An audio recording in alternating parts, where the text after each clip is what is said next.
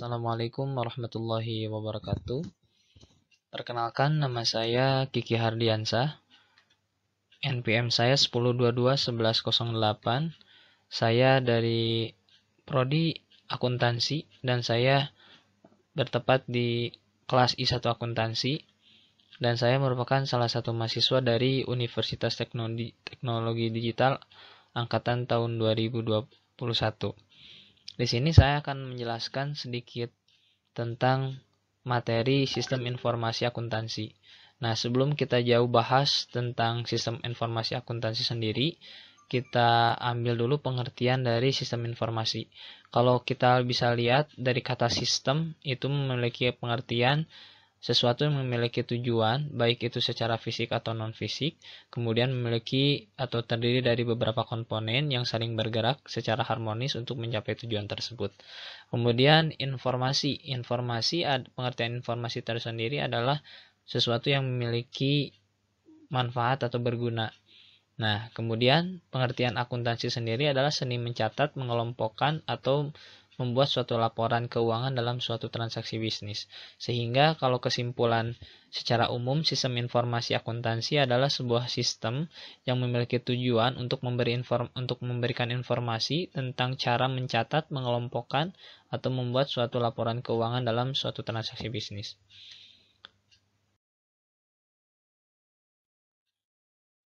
Oke, kita lanjut. Di sini ada akuntansi. Pengertian akuntansi ya.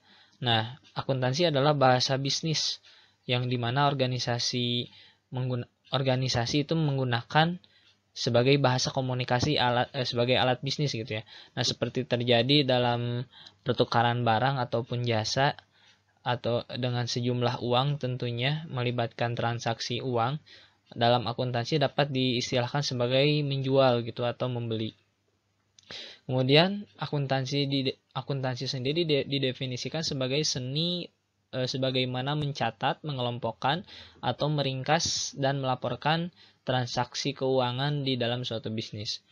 Akuntansi adalah proses pencatatan, pengelompokan, peringkasan, dan pelaporan transaksi bisnis. Ini beberapa pengertian menurut para ahli dalam bidang akuntansi. Oke, next. Kita lihat di sini ada diagram sistem akuntansi. Nah, di sini kita bisa lihat ya bahwasannya sistem akuntansi sendiri terbagi menjadi dua ya. Ada subsistem akuntansi lainnya dan ada subsistem akuntansi pokok. Nah, ini sebetulnya kalau subsistem akuntansi lainnya ini adalah beberapa subsistem yang mempengaruhi terhadap subsistem akuntansi pokok. Jadi seperti di sini ada subsistem akuntansi pembelian, subsistem akuntansi penggajian, subsistem kemudian akuntansi produksi, kemudian subsistem akuntansi penjualan, subsistem akuntansi kas. Ini merupakan beberapa arsip atau dokumen yang digabungkan menjadi suatu referensi untuk pembuatan akuntansi keuangan dalam perusahaan gitu. Jadi sumber dokumen akuntansi ini gabungan dari beberapa subsistem akuntansi ya. Nah, jadi dari misalkan ada akuntansi pembelian, kemudian ada akuntansi penggajian, akuntansi produksi, kemudian akuntansi penjualan, akuntansi kas. Nah, itu semua disatukan menjadi dokumen sumber dokumen ya. Jadi sumber dokumen akuntansi ini terdiri dari beberapa subsistem. Nah, dari beberapa subsistem akuntansi ini diolah menjadi subsistem akuntansi pokok atau akuntansi keuangan, di mana dari dokumen sumber ini diolah menjadi suatu jurnal, dicatat oleh jurnal ya. Nah, kemudian diposting di buku besar. Nah, untuk transaksi buku besar manufaktur, perusahaan manufaktur, itu di sini ada buku besar pembantu, di mana fungsi dari buku besar pembantu ini untuk memudahkan akunting dalam mengelompokkan, mencatat atau menjumlahkan tentang transaksi yang berhubungan dengan utang piutang gitu ya. Kemudian lanjut dari buku besar ini diringkas menjadi neraca saldo atau juga disebut dengan neraca lajur neraca ya. Nah, di neraca ini ada proses pengecekan atau controlling yang sering dilakukan oleh bagian audit gitu ya. Kemudian dari neraca akuntansi ini atau neraca lajur ini kemudian dilaporkan menjadi sebuah laporan keuangan. Nah, dari laporan keuangan ini akan memuat sejumlah informasi akuntansi yang sering digunakan suatu perusahaan untuk melakukan tindakan lanjutan dalam memanage keuangan perusahaan tersebut. Nah, dari laporan keuangan ini akan menghasilkan subsistem akuntansi lainnya. Jadi siklus dari diagram sistem akuntansi ini saling keterkaitan satu sama lain. Oke, kita next. Nah, di sini ada hubungan antara prosedur akuntansi dengan sistem operasi perusahaan. Di mana di sini kita bisa lihat prosedur sistem ini terbagi menjadi dua. Ada prosedur atau sistem akuntansi dan juga ada prosedur sistem operasi. Yang di mana lingkup prosedur atau sistem akuntansi ini meliputi lingkup akunting ya, akuntansi. Dan kemudian yang kedua prosedur sistem operasi ini lingkup seorang manajemen.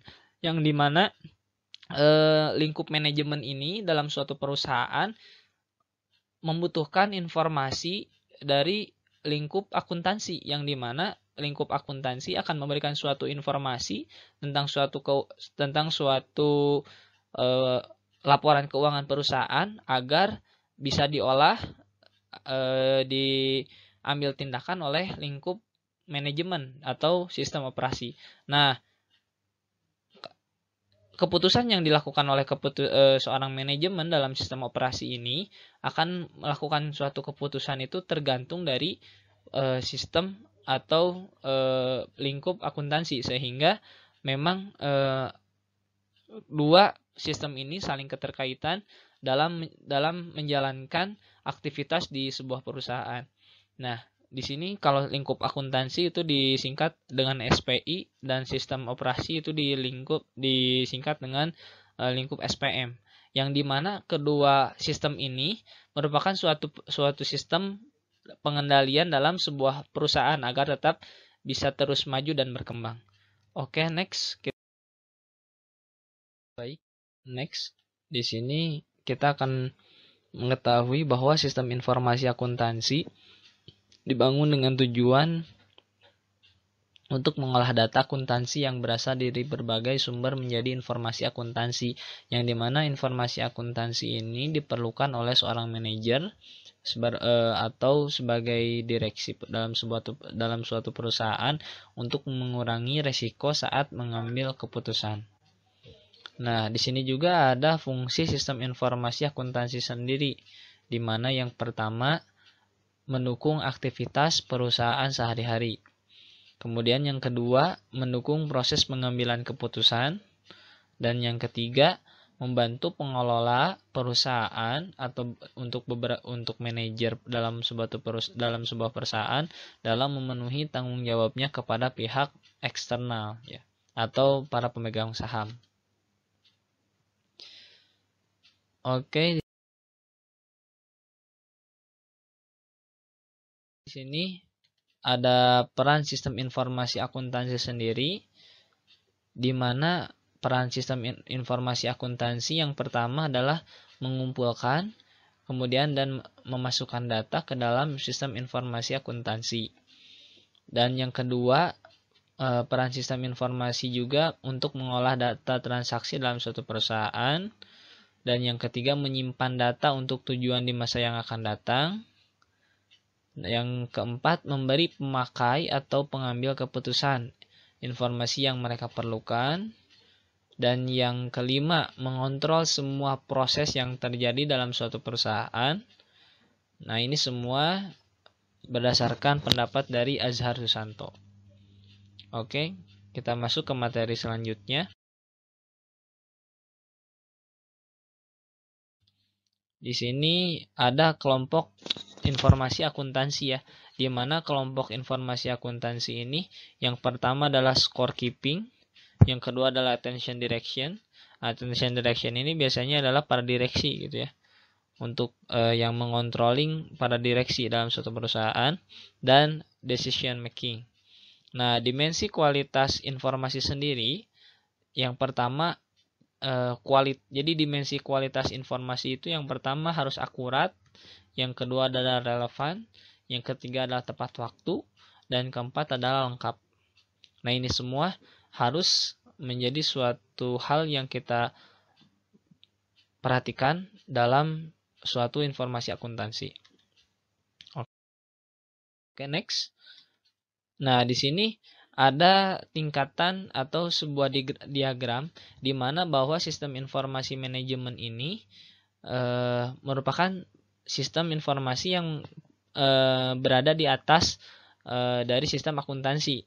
Jadi kalau sistem informasi manajemen itu berada di top manager ya, manajer paling atas dalam suatu perusahaan, kemudian di tengah middle manager, dan lower manager. Nah, lower manager ini merupakan suatu lingkup cangkupan yang ditepati oleh sistem akuntansi dalam suatu perusahaan. Nah, di sini siklus akuntansi tersebut terjadi di lower manager gitu. Oke, next yang terakhir di sini ada pengetahuan yang diperlukan untuk belajar sistem informasi akuntansi.